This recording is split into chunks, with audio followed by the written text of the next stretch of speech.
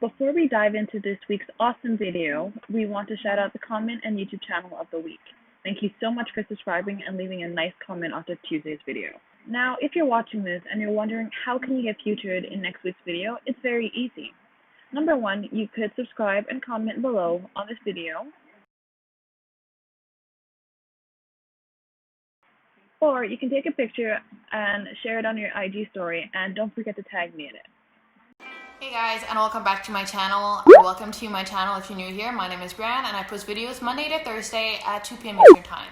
So if you could probably tell by the title, we're going to be doing a video on how I edit my YouTube thumbnails and which apps I use. So make sure to stay tuned because I go through 4 golden rules that you should follow in order to optimize your videos the most. Let's get on with the video. So when I'm taking a thumbnail, I have 2 options that I do. One, I take a picture, and in that picture, I want to try to have enough emotion so that I can get an emotional response from whoever is going to click on the thumbnail. So I generally try to stick to the 6 universal human emotions, which are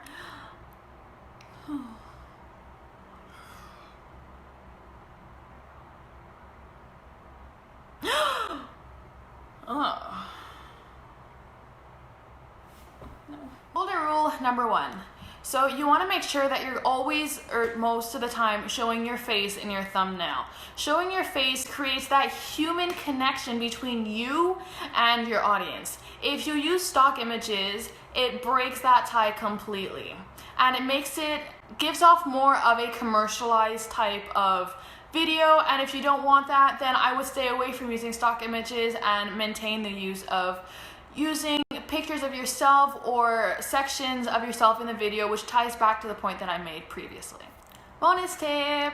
So if you go onto this website right here and you upload an image, the minute you upload an image and click convert, then it automatically removes the background.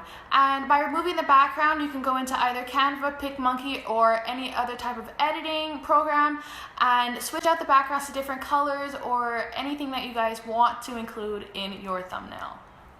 Step number 2. Editing your photos. So the apps that I use go between Adobe Photoshop Lightroom and PicMonkey. Those are the 2 that I currently use, and I go back and forth and interchange. And sometimes I even use presets that I have pre-saved on the Adobe Lightroom. Number 3, fonts. So when you're choosing your fonts, I generally use either Canva or PicMonkey.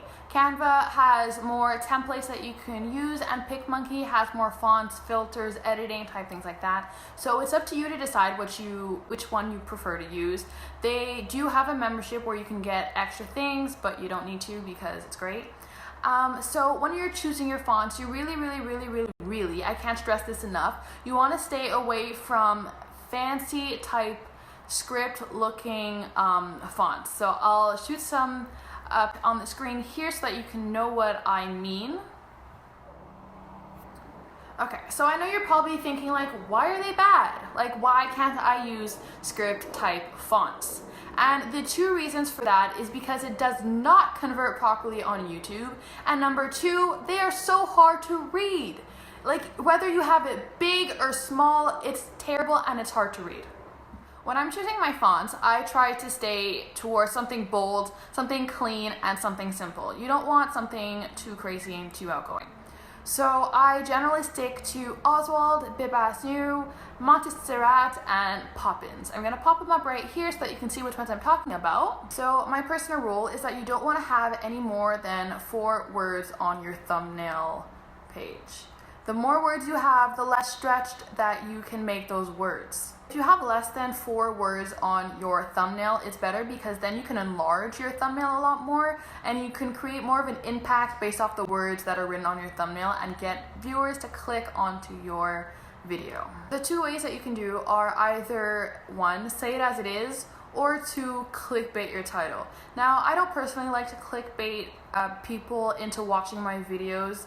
I like to have that emotional connection, and I feel like using a clickbait type title destroys that like human and emotional connection between your viewers or your audience and your subscribers and yourself. In the end, choosing your fonts and how you decide to write your title, it's all up to you. You have the choice to decide whether you want to say it as it is or use a clickbait title to reel your audience in.